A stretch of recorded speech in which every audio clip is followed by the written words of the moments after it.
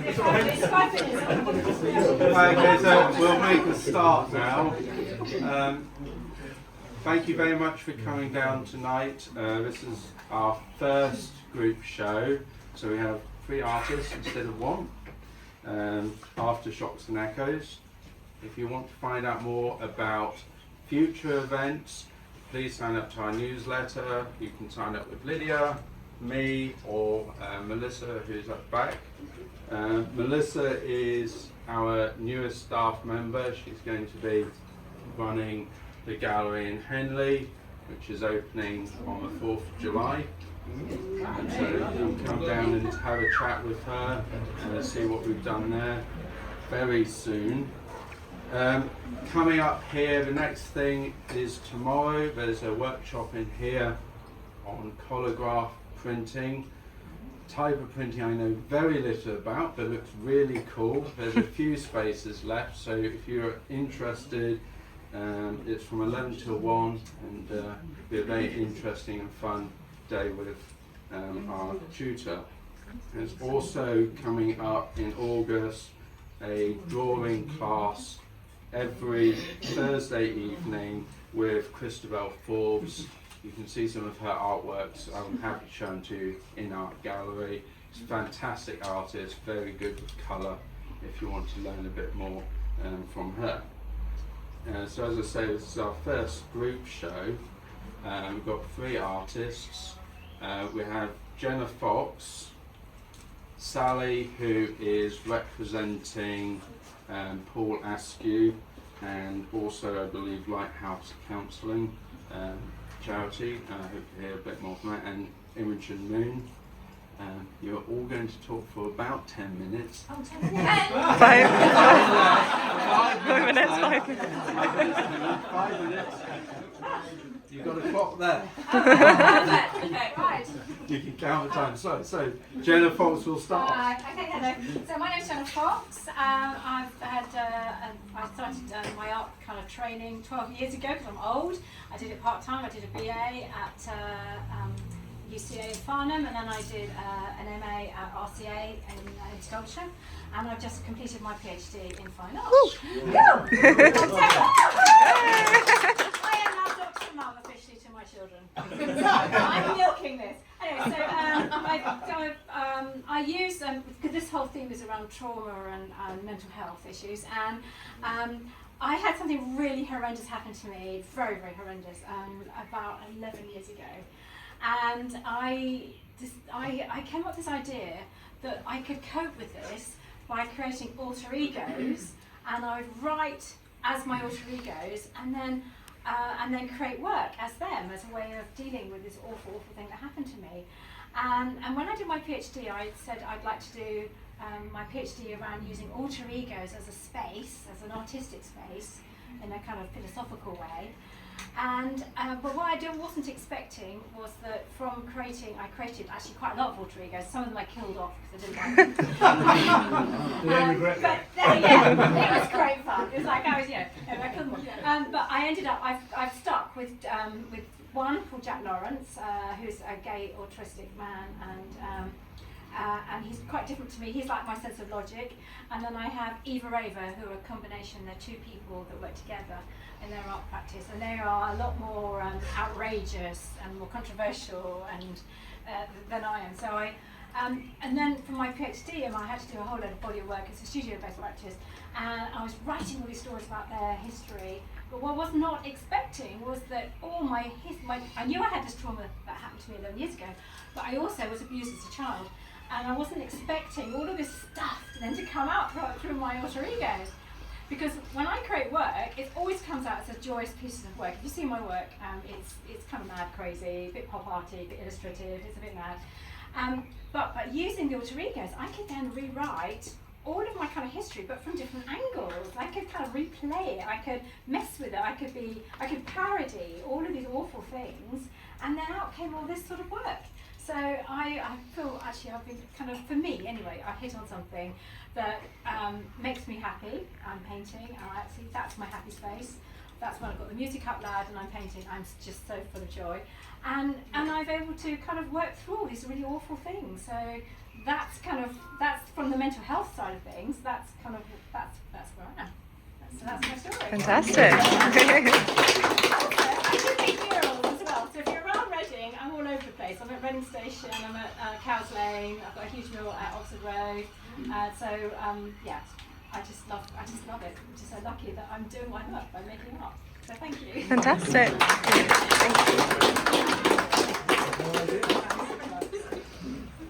Well, I'm not an artist.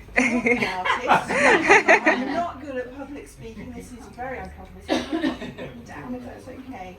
I can remember the first bit. My name's Sally. I live in Somerset, so I'm not actually from here, but my husband grew up here, and actually the family still have a house around the corner in St Anne's, which is why I found the framers, which is great. I'm a counsellor for Lighthouse Counselling Service in Watchet in Somerset, and we exist to make counselling affordable for all. So I don't know whether any of you have ever tried to get counselling. It's quite expensive. So down our way, it's not quite so expensive, but we make sure it's affordable, and we offer subsidies so that everybody can access professional counselling at a price they can afford. Paul was a self-taught artist, and he was also my client. And when he heard that we were doing subsidies, he asked if he could leave his paintings to us. And it was like, I don't think you're supposed to ask me that, but whatever. And then sadly, a year or so later, he did die. And we inherited his paintings, all 400 plus of them. He also left some money for storage, which was very nice. We have sold enough now that we can have them, well, I say in the house, they're in John's studio, which is very kind of him to let us have that. The thing is with counselling, normally it's all about confidentiality, but Paul wanted his story to be told. He desperately wanted to be known as well as be invisible.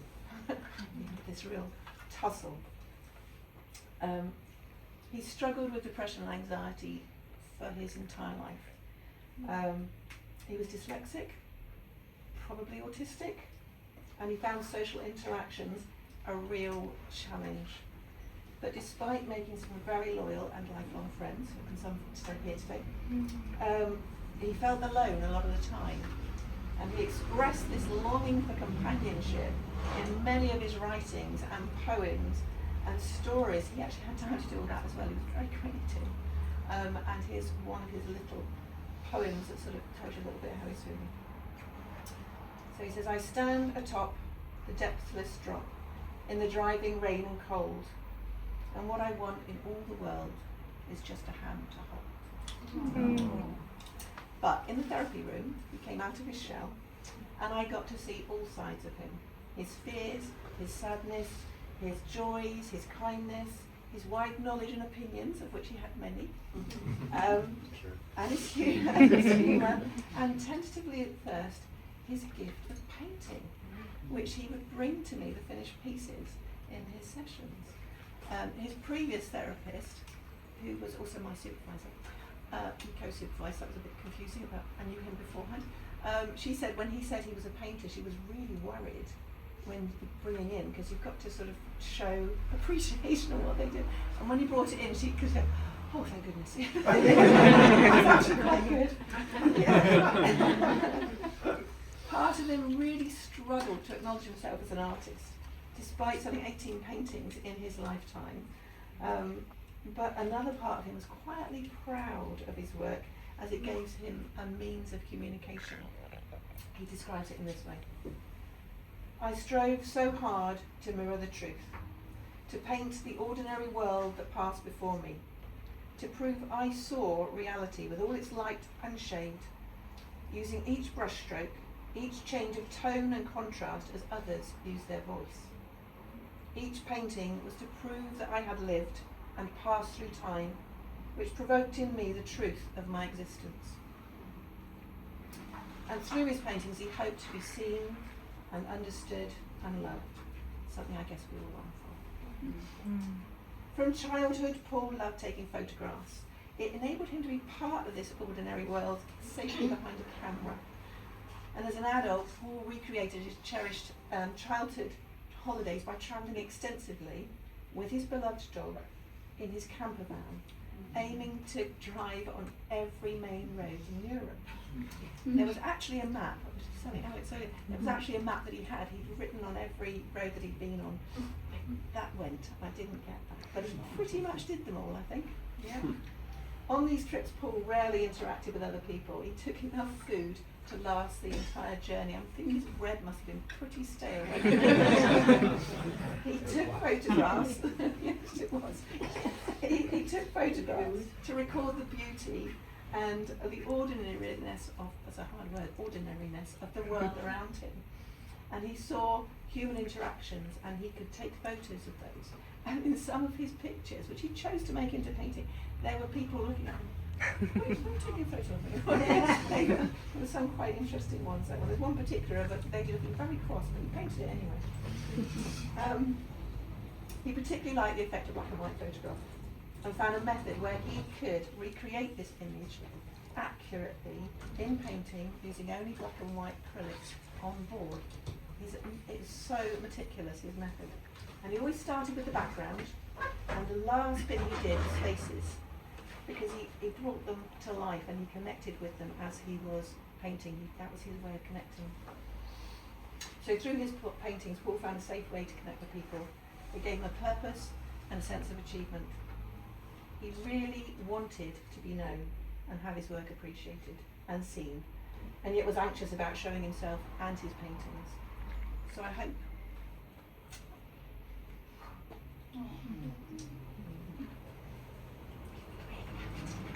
So thank you for seeing these pictures, and I hope you appreciate it. Thank you.